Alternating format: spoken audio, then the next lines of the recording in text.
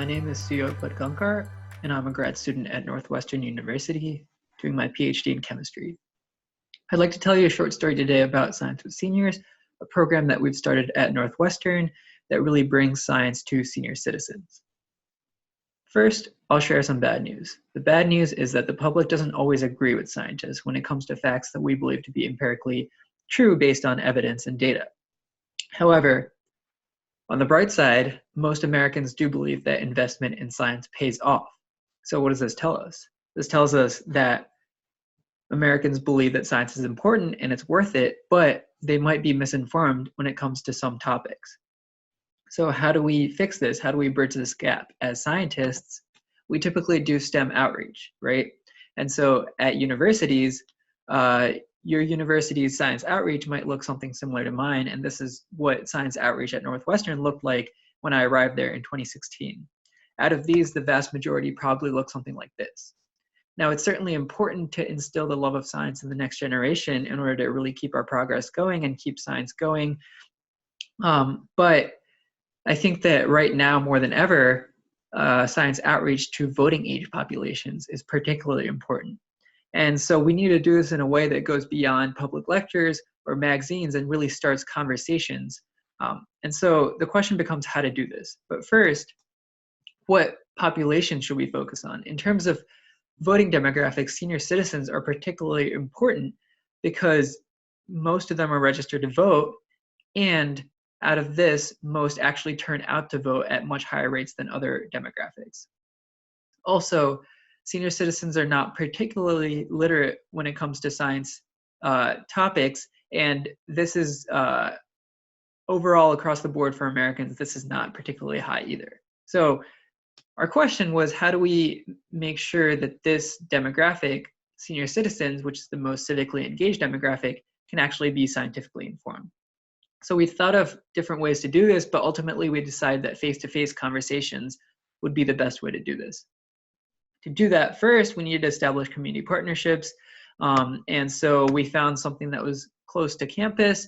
First, we established a connection with the Covenant Home, a senior residential home in Andersonville, a northern neighborhood of Chicago.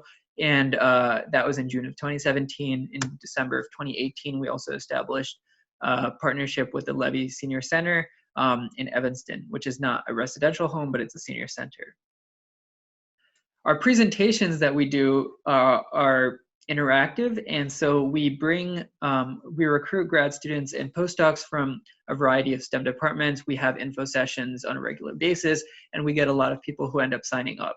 They sign up for slots each month, and so we get about 1 or 2 presenters each month, and they present 15 and 20-minute talks that usually end up lasting 30 or more minutes just because of the conversations that we start.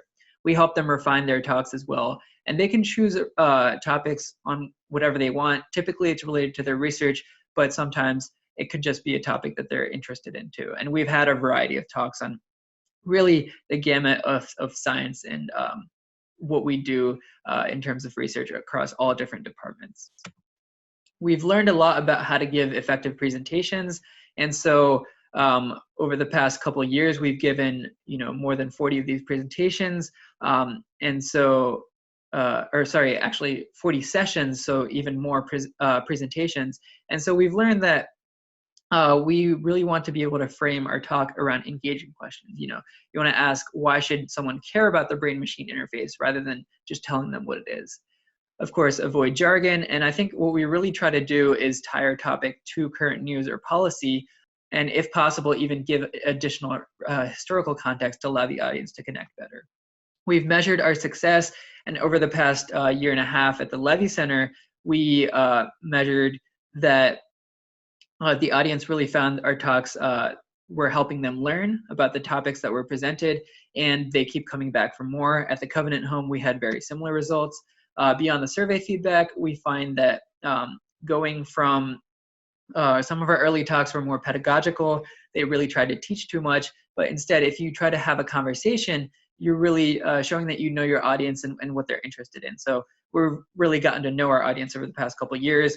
Along those lines, we're starting conversations and dialogues. So not only are we exposing the audience to new areas of research, but they also sometimes ask questions that make us as presenters think about our research in new ways. So that's valuable too. And finally, it's been a valuable experience for presenters to tailor their talks to new demographics. In the future, we're looking to expand our reach. We just established a new partnership with a new senior center downtown. We're also looking to measure how we're improving science communication skills of presenters, and we want to be able to continue the conversation even outside the talk. So we're trying to make our talks available online to really engage the audience. So thank you all for listening. I hope you enjoyed this short story, and thank you to the following sources for their generosity. And if you have any questions, feel free to email me or check our website out to learn more. Thank you.